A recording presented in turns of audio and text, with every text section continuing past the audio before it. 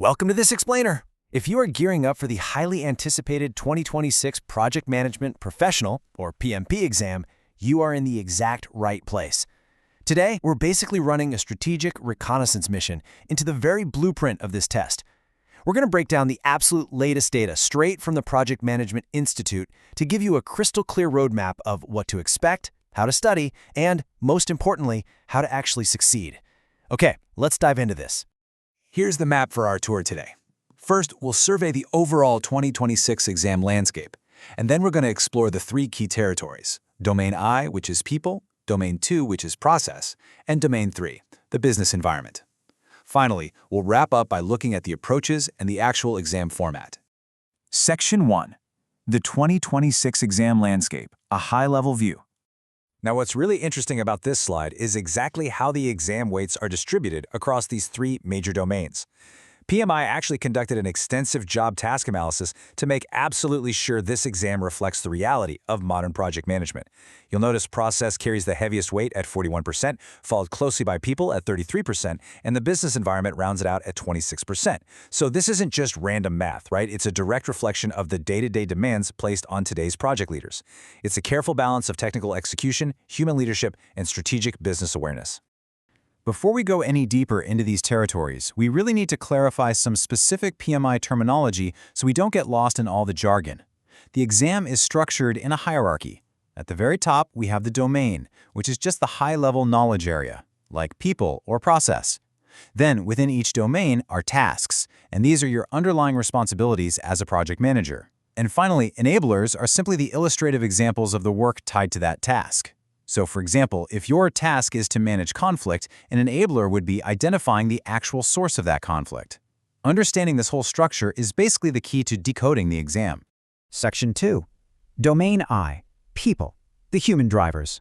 Look, projects aren't just about spreadsheets and schedules. They are driven by people. In this domain, which, remember, makes up 33% of the exam, you're tested on your ability to be a true leader. You're going to need to know how to develop and promote a shared vision with key stakeholders. You'll also be tested on managing conflicts. And that means not just avoiding them, but actually identifying sources, analyzing the context, and implementing real resolution strategies. The exam is going to challenge your ability to empower your team, support their varied skills, and figure out the best leadership style for different situations. It is all about building trust and influence to actually get things done. And building on that, within the people domain, PMI places a massive emphasis on fostering a collaborative environment. As a project manager, you have to be able to identify critical knowledge, gather it, and create a culture where knowledge transfer happens completely seamlessly. You're also expected to define communication strategies that promote total transparency and establish solid feedback loops. Really, it's about making sure everyone is aligned, everyone is informed, and the whole team is moving forward together. Section 3. Domain 2. Process. The technical engine.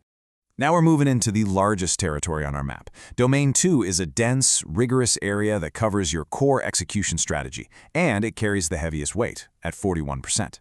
You're going to be tested on assessing project complexity and recommending the right development approach. Notice the big emphasis here on value-based delivery.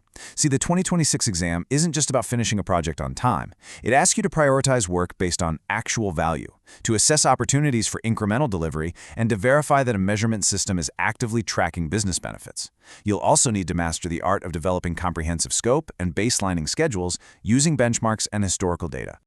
All of these responsibilities build into some extremely crucial operational steps.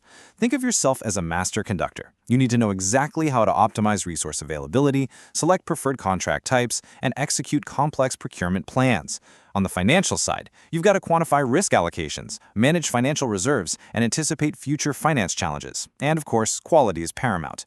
You'll definitely be tested on managing the cost of quality and implementing continuous improvement throughout the entire life cycle of the product or deliverables.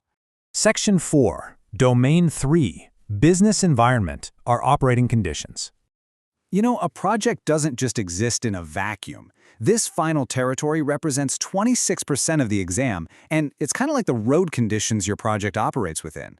Here, you're tested on establishing governance, setting the rules, the procedures, and the success metrics through organizational process assets. Compliance is also a really massive factor here. You have to confirm project compliance requirements regarding security, health, safety, and sustainability. And when threats to that compliance pop up, you need to know how to analyze the consequences and act fast.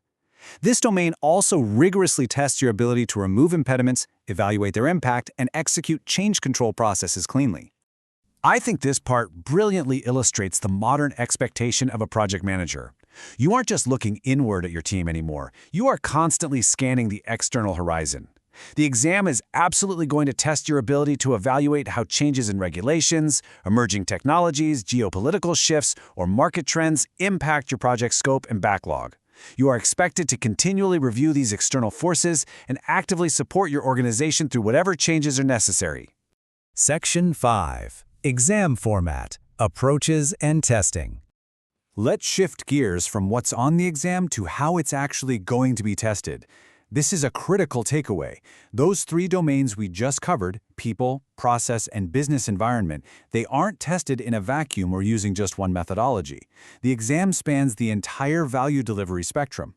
In fact, approximately 60% of the questions will be based on adaptive, agile, or hybrid management approaches, while the other 40% will focus on your traditional predictive methods. Basically, this means you must be fluent in applying both agile and waterfall concepts seamlessly across every single task we've discussed today. All right, let's talk stamina for a second, because the PMP exam is a marathon, not a sprint. You are going to face 180 questions, and you have exactly 240 minutes to complete them. Now, among those 180 questions, 170 are scored, and 10 are unscored pretest questions that PMI uses to validate future exams.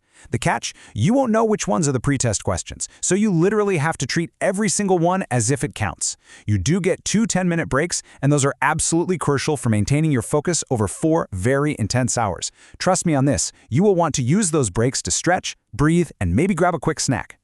So the crucial point is that this exam doesn't just ask you to memorize a bunch of textbook definitions. The outline introduces a new case or scenario question type. You're going to be presented with highly detailed, totally realistic situations. Sometimes they'll even throw in graphs or charts. For example, you might read a whole prompt about a smart home device launch that's facing strict budgets, fierce competition, and major technical hurdles, and then you'll be asked to prioritize those challenges. You're being tested on your critical thinking and your ability to apply your knowledge to real-world business problems. You're also going to encounter graphic-based questions and enhanced matching. This makes the test-taking experience incredibly visual and, honestly, very practical. For instance, you might see a burn-down chart for an agile team, and you will have to physically drag status boxes like ahead of schedule or behind schedule to specific, precise points on that graph. This just proves that you don't only understand the theory of the process or people domains, but that you can actively read the data and make immediate, accurate assessments on the fly. The 2026 PMP exam is a rigorous validation of your ability to lead people, manage incredibly complex processes, and navigate a constantly shifting business environment using both agile and predictive approaches. You've got the map, you know the weight for the three domains, and you understand the tactical scenario-based formats you're going to face.